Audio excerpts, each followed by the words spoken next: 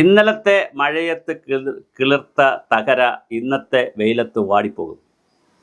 മഴയത്ത് കിളിർക്കുന്ന തകരകൾ വെയിലത്ത് വാടിപ്പോകുമെന്ന് മുത്തശ്ശിമാർ പറഞ്ഞിട്ടുണ്ട്.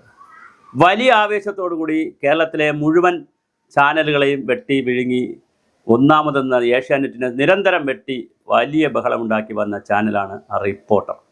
നികേഷ് കുമാർ ഒരു പരുവത്തിന് നഷ്ടത്തിലൊക്കെ ഇങ്ങനെ ഓടിച്ചുകൊണ്ട് പോവുകയായിരുന്നു പാവപ്പെട്ടവൻ.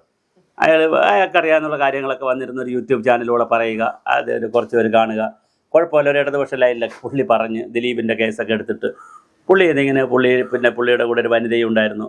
അവർ രണ്ടുപേരും കൂടി ഇങ്ങനെ പറഞ്ഞ് പോയി. പക്ഷേ ആ വനിത എന്ന് പറയുന്ന അവരെ പേര് ഞാൻ പറയുന്നില്ല. അവരതിനുശേഷം പോയി ഓൺലൈൻ ചാനൽ തുടങ്ങി സങ്കടത്തോടുകൂടി കണ്ണീരോടുകൂടിയാണ് അവരവിടെ നിന്ന് ഇറങ്ങിയത്.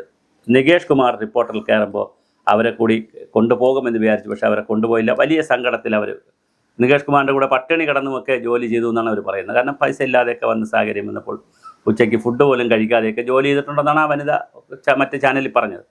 എന്തായാലും അവരുടെ ഒരു ശാപമുണ്ടോ അല്ലെങ്കിൽ അവരുടെ ഒരു കൊലവിളി ഉണ്ടോ എന്നറിയില്ല. റിപ്പോർട്ടർ ചാനൽ വാങ്ങിയപ്പോൾ തന്നെ ആകെ നാശക്കോട്ടയായി. ഇപ്പോഴിതാ ഓരോ സ്റ്റാഫായിട്ട് അതിൽ നിന്ന് പൊയ്ക്കൊണ്ടിരിക്കുന്നു.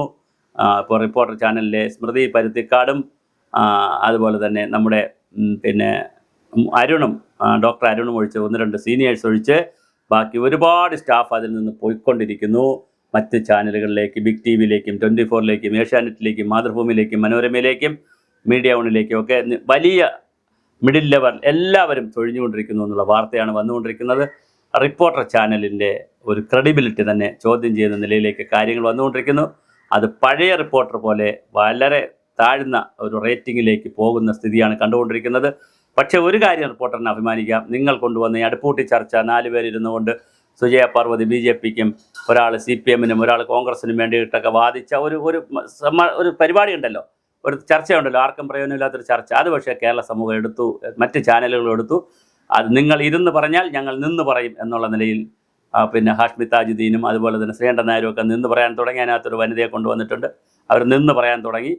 മാതൃഭൂമി ഇരുന്ന് പറയാൻ തുടങ്ങി. ഓരോ ചാനലുകളും അവരുടേതായ ലെവലിൽ നിന്നും ഇരുന്നും തറയിലിരുന്നും ഒക്കെ പരിപാടികൾ പ്ലാൻ ചെയ്ത് ഇങ്ങനെ വന്നു വരുന്നുണ്ട്. പക്ഷേ എന്തായാലും റിപ്പോർട്ടർ ചാനലിൻ്റെ ഭാവി വളരെ അനിശ്ചിതത്വത്തിലാണ്. ഒന്ന്, അവർക്ക് നിയമപരമായ പേപ്പറുകൾ അവരുടെ കൈവശമില്ല എന്നുള്ളതൊരു വലിയ പ്രശ്നമാണ്. സുരക്ഷാ ക്ലിയറൻസ് അവർക്കില്ല എന്നുള്ളതും വലിയ വിഷയമാണ്. ഇതിനിടയിൽ കൂനന്മേൽ കുരുപോലെ സാബു M ജേക്കബ് എന്ന് പറയുന്ന വൻ മോലാളിയായിട്ട് ഇവർ ഉടക്കി. വൻ മോലാളിയായിട്ട് ഉടക്കിയതുകൊണ്ട് വല്ല കാര്യമുണ്ടോ? അപ്പോൾ ലുലുവുമായിട്ട് ഉടക്കിയ ഒരു ഓൺലൈൻ ചാനലുണ്ടായിരുന്നല്ലോ, നമുക്കറിയാം, യൂട്യൂബ് ചാനലുണ്ട്. അവസാനം വലിയ പ്രശ്നമായല്ലോ, അത് അദ്ദേഹത്തിന് വലിയ പ്രശ്നമൊക്കെ ആയി, കേസും വഴക്കുമൊക്കെ. അതുപോലെ വലിയൊരു പ്രതിസന്ധിയിലേക്കാണ് നമ്മുടെ റിപ്പോർട്ടർ ചാനൽ പോയിക്കൊണ്ടിരിക്കുന്നത്. അത് ആൾമോസ്റ്റ് പൂട്ടലിൻ്റെ വക്കിലാണ് നിൽക്കുന്നത്. അതിൻ്റെ സൂചകമായി എല്ലാ ആളുകളും അവിടെ നിന്ന് ഓരോരുത്തരായി പോയിക്കൊണ്ടിരിക്കുകയാണ്. ഇത് അവസാനത്തെ ആളും പോയതിന് മുമ്പ് അത് പൂട്ടാനുള്ള എല്ലാ സാധ്യതയുമാണ് ഇന്ന് സോഷ്യൽ മീഡിയയിലും മറ്റിടങ്ങളും കാണുന്നത്. അങ്ങനെയാണെങ്കിൽ വലിയ ആരവത്തോടും ഉത്സവത്തോടും കൂടി വന്നൊരു സംവിധാനം വളരെ പെട്ടെന്ന് ഇങ്ങനെ കടലാസ് പോലെ അല്ലെങ്കിൽ കടലാസ് പുഷ്പം പോലെ അത് പപ്പടം പോലെ പൊടിയുന്ന ഒരു സ്ഥിതി അത്ര സുഖകരമല്ല. ഒരു ചാനൽ വന്നു പോകുമ്പോൾ അതിന് എത്ര കോടി രൂപയുടെ നഷ്ടമുണ്ടാകും. സ്റ്റാഫിനെല്ലാം ശമ്പളം വേണം, അവർക്കെല്ലാം മറ്റ് ചാനലുകളിൽ പോയി ജോലി ചെയ്യണം. എല്ലാവർക്കും ജോലി കിട്ടില്ല.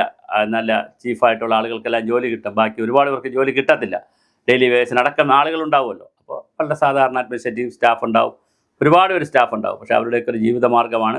അതെങ്ങനെ വരുമെന്ന് നമുക്കറിയില്ല. എന്തായാലും ചാനലിൻ്റെ ആ ഒരു പ്രൗഢിയും ഗരിമയും ഓരോ ദിവസം കഴിയുന്തോറും കുറഞ്ഞുകൊണ്ടിരിക്കുകയാണ്. അതുകൊണ്ട് തന്നെ അത് പൂട്ടിപ്പോകുമോ എന്നൊരു ഭയത്തിലാണ് അതിൻ്റെ ജീവനക്കാർ എല്ലാവരും തന്നെ. വലിയൊരു വിഭാഗം കൊഴിഞ്ഞു പോയിക്കൊണ്ടേയിരിക്കുന്നു.